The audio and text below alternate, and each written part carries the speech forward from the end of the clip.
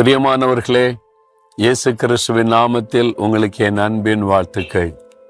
இந்த பட்டணம் அழகா இருக்குதா? கூர்க் என்கிற இந்த பட்டணம் மலை மேலே இது அழகான இந்த பட்டணம். சுற்றிலும் இந்த மலை தான் ரொம்ப பார்க்க அழகா இருக்கிறது. இங்கே வசிக்கிற மக்களை நான் பார்த்தா ரொம்ப பாக்கியவான்கள் என்று சொல்வேன். நல்ல ஒரு இயற்கை சூழ்நிலையில் ஆரோக்கியமான ஒரு காற்று, பெரிய ஆசீர்வாதம் தானே. ஆண்டவருக்கு ஸ்தோத்திரம். சரி, இன்றைக்கு ஆண்டவர் உங்களுக்கு என்ன வாக்குத்தத்தம் வைத்திருக்கிறார்? உபாகமம் 28 அதிகாரம் 7 வசனத்துல, உனக்கு விரோதமாக எழும்பும் உன் சத்துருக்களை உனக்கு முன்பாக அவர் முறியடிப்பார். ஆண்டவர் வாக்கு கொடுக்கிறார், உனக்கு விரோதமாக எழும்புகிற சத்துருக்களை நான் முறியடிப்பேன் என்பதாக. நம்ம வாழ்கிற இந்த உலகத்துல நம்ம யாரும் பகைக்காட்டா கூட பகைவர்கள் எழும்பிடுறாங்க இல்ல? யோசித்து பாருங்க. அதான் விளங்கி கொள்ள முடியாத ஒரு புதிர். சம்பந்தம் இல்லாதவங்க கூட நம்மளை பகைப்பாங்க, நமக்கு தீமை செய்ய நினைப்பாங்க, உங்களுடைய ப்ரொமோஷனை தடுப்பாங்க, உங்க பிசினஸுக்கு எடுக்க நினைப்பாங்க, உங்க குடும்பத்துல நடக்கிற ஒரு நல்ல காரியத்தை தடுக்கிறதுக்கு முயற்சி பண்ணுவாங்க. ஏன் அவங்க அப்படிலாம் பண்றாங்க? நமக்கு அவங்களுக்கு என்ன? நம்ம அவங்களுக்கு ஒண்ணுமே தீங்கு செய்யலையே அப்படிலாம் நினைக்கும் போது ஒரு மனசோர்வு வரும். நம்ம வாழ்கிற இந்த உலகம் பொல்லாத மனிதர்கள் நிறைந்த உலகம். அதனால பகைக்கிறவர்கள் இருக்கத்தான் செய்வாங்க. ஊழியத்துக்கு ஆண்டவர் தன் சீஷரை அனுப்பும் போது, ஆடுகளை ஓநாய்களுக்குள்ள அனுப்புகிறதை போல உங்களை அனுப்புகிறேன்னு சொல்றார். மக்கள் ஓநாய்களை போல உங்களை பீறி போடத்தான் எழும்புவாங்க. அப்போ இந்த மாதிரி சூழ்நிலை தான். இப்போ இயேசு கிறிஸ்து இந்த உலகத்துல ஊழியம் செய்த போது யாருக்கு என்ன தீமை செய்தார்? எல்லாருக்கும் நன்மை செய்தார். ஒரு ஆளுக்கு அவர் தீமை செய்யவில்லை, நன்மை தான் செய்தார். ஆனாலும் அவரை பகைக்கிற ஒரு கூட்ட மக்கள் எழும்பினாங்க. பொறாமையினால் அவரை பகைத்தார்கள் என்று பார்க்கிறோம். அது மாதிரி பவுல் ஊழியம் செய்த போது பொறாமையினால் ஒரு கூட்ட மக்கள் எதிர்த்தார்கள்.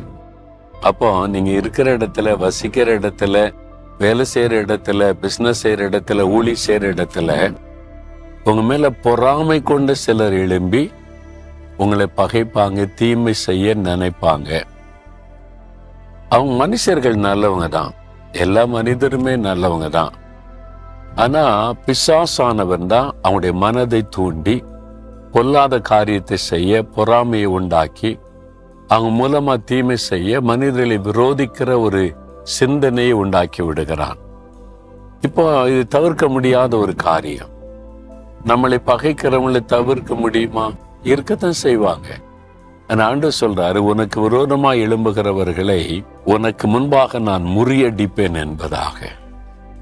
நீங்க அமைதியா இருங்க, நீங்க சும்மா இருங்க, நீங்க எல்லாரையும் நேசிங்க, எல்லாத்துக்கிட்ட அன்பா இருங்க, உங்க காரியத்தை நீங்க செஞ்சுக்கிட்டே இருங்க, நீதியா நேர்மையா நடந்துகிட்டே இருங்க. உங்களுக்கு விரோதமாய் பொறாமையோடு எழும்புகிறவர்கள் சிதறடிக்கப்பட்டு போயிடுவாங்க, காணாமல் போயிடுவாங்க, நீங்க நலன் இருப்பீங்க. அதனால இதெல்லாம் வரத்தான் செய்யும். இந்த உலகத்துல இந்த வாக்கு தத்தத்தை மனதில் கொண்டு ஆண்டவரை துதித்து துதித்து முன்னேறி போகணும்.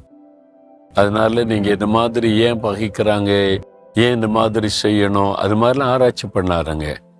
இருக்கத்தான் செய்ய. ஆண்டவரே, அவங்கள மன்னிக்கிறேன், அவங்கள ஆசீர்வதிங்க, நீங்க எனக்கு விரோதமா எழும்புகிற எதுவும் வாய்க்காது எங்களை பாதுகாத்து நடத்துவீங்க, ஸ்தோத்திரம்னு போய்கிட்டே இருங்க.